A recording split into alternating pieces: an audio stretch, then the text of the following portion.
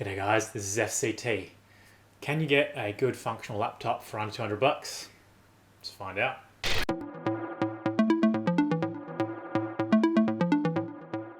So we already know you can get an old clunker of a laptop that will work somewhat okay for quite a low price. Kind of like this old paperweight from back in 2011, which got a quick roast in another video. Suffice to say, it is a chunky boy at 3.5 centimeters thick and about 2.6 kilos. So I was recently able to find an Asus C302 Flip, secondhand on Facebook Marketplace for about 180 Australian. Partially owing to this model being a Chromebook from 2017 and partially owing to a crack that's on the palm rest. So let's start out with the crack, and how could that be possible when it's advertised as an all-metal body? From comments online, this doesn't appear to be a freak accident either, with multiple reports of cracks forming around the corners of the palm rests. So it turns out that the C302 does have a metal lid and does have a metal base, but the inside palm rest and keyboard surround is made of plastic. Really nice coating on it, but not all metal. Just to be sure about how it will hold up with the damage though, I did crack open the case, remove the battery, and check on the offending corner to see if there was any damage to the internal frame that might need patching.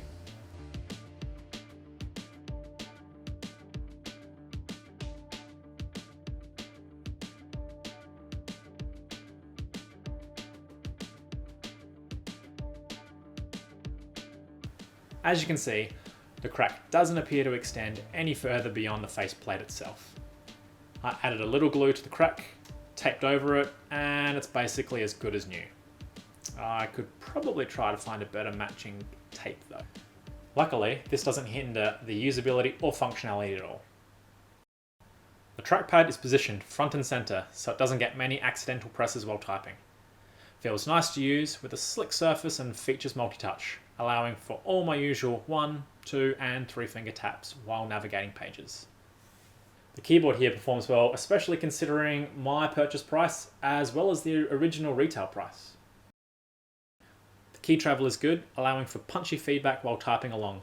Key layout took no time at all to get used to, and it has backlighting, which for some reason isn't included on every laptop in this day and age. Moving our way up, we have a 12.5 inch 1080p touchscreen that is rated at 300 nits of brightness.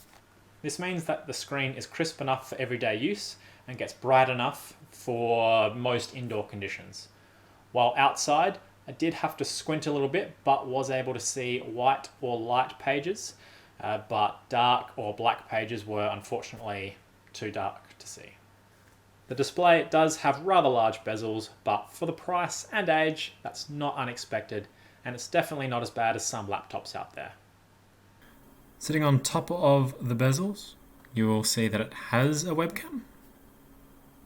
It exists. It's okay. Now looking at the hinge, as this is a turned one, it's a little different from usual.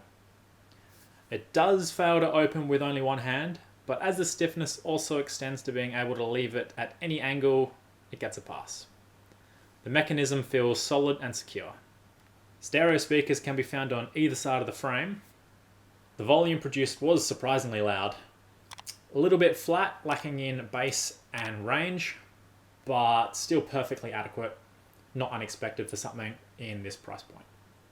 Ports are on the sparse side, with a USB-C port and SD card slot on the right. And on the left, another USB-C port, a 3.5mm headphone jack, and physical buttons. And that's it. Something of note is that there are no fans or vents on this to worry about getting dusty or dirty, as the CPU on this is passively cooled, kind of like your phone. Speaking of the CPU, it packs a Intel M3 processor, 4GB of RAM, and 64GB of storage. Now, while this might not seem like a lot compared to your usual laptop, bear in mind that this doesn't run Windows, it runs Chrome OS, so things are a little bit different. You can think of Chrome OS as a lightweight operating system for running Chrome as efficiently as possible. Great when so many modern tasks have moved to the cloud. With recent updates, you can even install Android and Linux apps to cover more bases. No Windows apps though. Being a Google product, it also integrates nicely with Android. If you have an Android device, you'll see the benefits. Found in the bottom is the phone hub, allowing you to easily leverage your Android's internet connection, notifications, messages, and quick device unlock. Its performance in gaming was especially surprising. I was able to play a few Android games just fine, cranking through some Star Wars, Knights of the Old Republic, Pokemon Quest, and pushing it a bit with Asphalt 9. The Android Steam Link app is also available, letting me have my PC stream games directly to the Chromebook, opening up opportunities to play with much more graphically demanding games from the couch. Great when the cat has already taken over your PC. I found gaming and most previous tablet tasks far superior on a Chromebook 2-in-1, as it takes away the need to hold the weighty device for long sessions and leaves only the delightful tap and swipe actions. Normal battery life here was around 6 or 7 hours, enough to keep me mobile, but nothing fantastic. But it can be charged on either side by just about any USB-C charger, even if it's a slow trickle overnight while powered down. Standby power also wasn't fantastic on this model, often knocking minutes off of my endurance. Luckily, it starts up and shuts down in literal seconds, and is able to just relaunch all of your previous active tabs so you can jump back in, even if you've gotten distracted and left things untouched for a few weeks. So the overall package here really impressed me. Weighing in at just 1.2 kilos with a small, portable footprint, I found myself actually enjoying tasks that would begrudgingly be done on a comparatively smaller screened phone. It has become one of my more favourite devices recently. Being a 2-in-1 also adds some extra convenience and functionality that cannot be overstated. While this is a second-hand unit, it is not an uncommon find for older Chromebooks, and it's good to draw attention to them as a low-cost option. Some are definitely underpowered and won't keep all the Chrome tabs open that you want, so finding one with a good amount of RAM is something to be mindful of. Which leads us back into that initial question. Can a sub $200 laptop be any good? I'd say a resounding yes, but it will depend on your own needs and uses. These do come with some caveats for daily life if you want to make them work for you. Think about what you use a computer for and if it can be done on the web or mobile. If you already use or can adapt to things like Google Sheets, Google Docs, Keep, Calendar, and Chrome, these are all here and work perfectly. Office 365 also does work perfectly fine via the Android app, but full sync with OneDrive doesn't work correctly.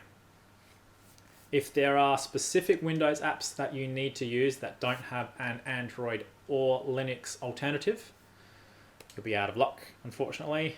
And anything that requires high processing power, like rendering or editing, unfortunately, not a great alternative here with a Chromebook.